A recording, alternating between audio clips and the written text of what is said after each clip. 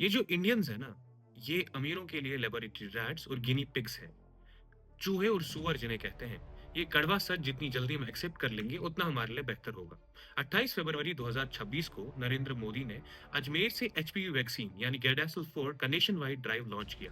Target था 1 करोड़ से ज्यादा 14 से 15 साल की बच्चियां। लेकिन लॉन्च से पहले ही बिहार में क्या हुआ आप जानते हैं? 11 फरवरी 2026 को बिहार के एक हाई स्कूल बगधारा में आलिया, आयशा, शाहीना और दिवेजा एचपीवी वैक्सीन लगाने के कुछ ही टाइम बाद चारों बच्चियां बेहोश हो गई, हॉस्पिटल पहुंच गई। एडमिनिस्ट्रेशन ने खाली पेट बोल दिया। खाली पेट है, थकावट हो गई है। ये वैक्सीन ड्राइव स्कूल्स में चल रही थी और ये सिर्फ ट्रेलर था।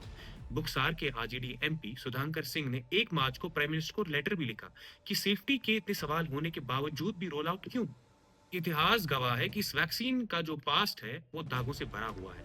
पहले भी ये सब हो चुका है। 2009 में Bill Gates funded path NGO ने आंध्रा और गुजरात के ट्राइबल एरियाज में एचपीवी वैक्सीन ट्रायल किए थे। रिजल्ट, 7 मासूम ट्राइबल लड़कियां मारी गई। 2013 की पार्लियामेंट्री स्टैंडिंग कमेटी ने उसकी रिपोर्ट ने सबको हिलाकर रख दिया।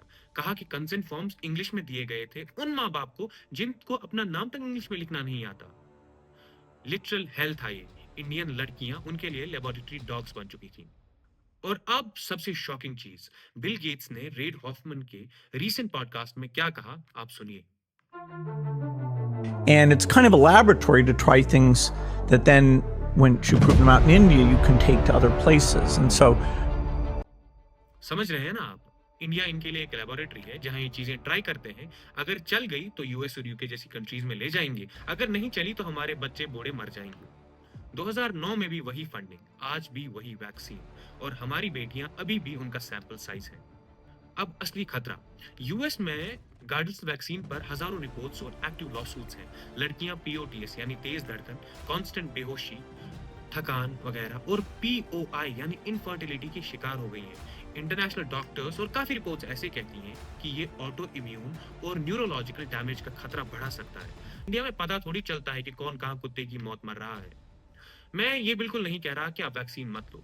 मैं ये कह रहा हूँ कि गवर्नमेंट लॉन्च कर रही है, इसका मतलब ये बिल्कुल भी नहीं है कि ये तुम्हारे फायदे के लिए हो रहा है। अपनी फैमिली डॉक्टर से जाके पूछो, 2013 की पार्लियामेंट्री रिपोर्ट पढ़ो, यूएस लॉ सूट्स और रिपोर्टेड साइड इफेक्ट्स चेक करो। बेटी हेल्दी है तो स्कूल का प्रेशर हो या ना हो, जबरदस्ती कितनी भी की जाए, ये वैक्सीन मत दिलाओ। आप एक चीज ध्यान से याद रखें, जब ये गवर्नमेंट ने वैक्सीन लॉन्च की है तो गवर्नमेंट ऐसी वीडियोस को आगे बढ़ने नहीं देगा। अब ये आपका काम बनता है कि आप ये वीडियो हर उस फैमिली को भेजें जो अपनी बेटी को इसका शिकार होने से बचा सकते हैं। Thank you very much.